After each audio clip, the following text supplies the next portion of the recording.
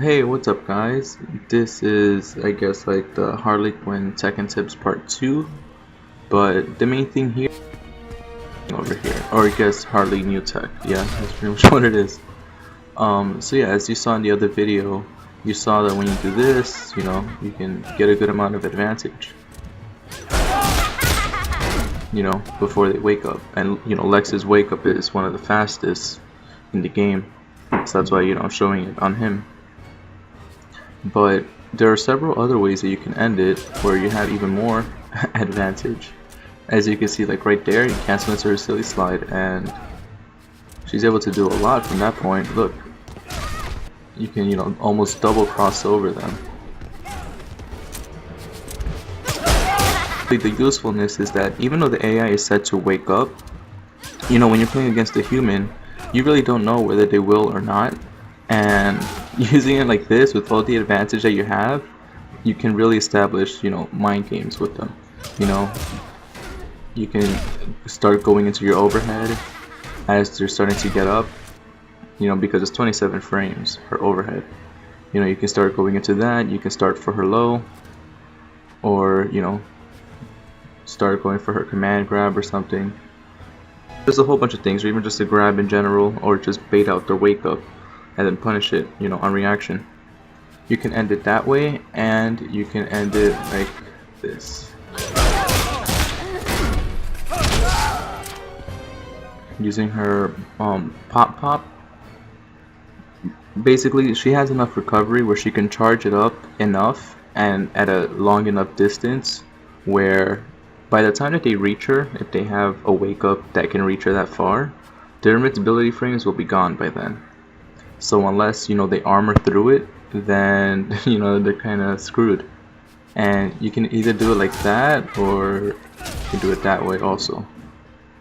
So basically, like, to show how it works in combos,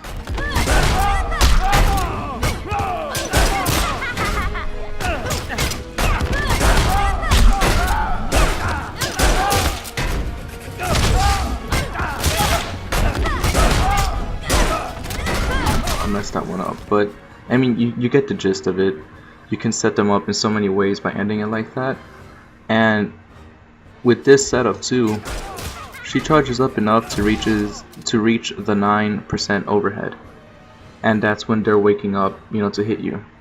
If they choose not to wake up, all you have to do is just hold it a little longer, and now you have an unblockable that, once you get it out too, then you can just set them up numerous ways. You can start using this move if they want to start jumping, or just go like that just to check them, or use that move, because it has enough reach at that point. So yeah, that's pretty much explaining that. And yeah, like I was saying, any combo that starts off like this, jump in 3 or jump in 2, whichever, you can just end it that way. See, look, jump in 2 doesn't do as much damage, but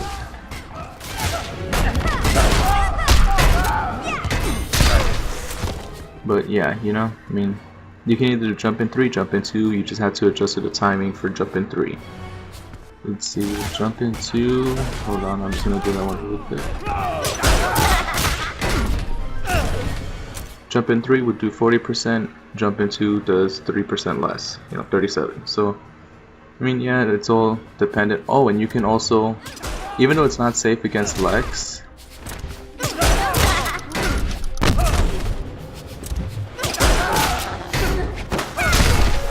you can cancel into her trait after, because for the most part they won't be able to reach you.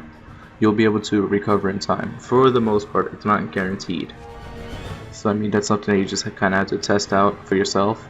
And if your opponent is expecting the pop-up continuously, then you can just throw in her trait, because they'll start respecting it. They'll start learning that they shouldn't just get up and wake up right away.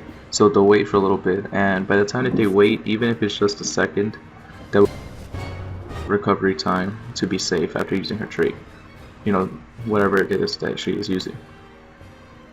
So yeah, that's pretty much what I wanted to cover with her. And yeah, I guess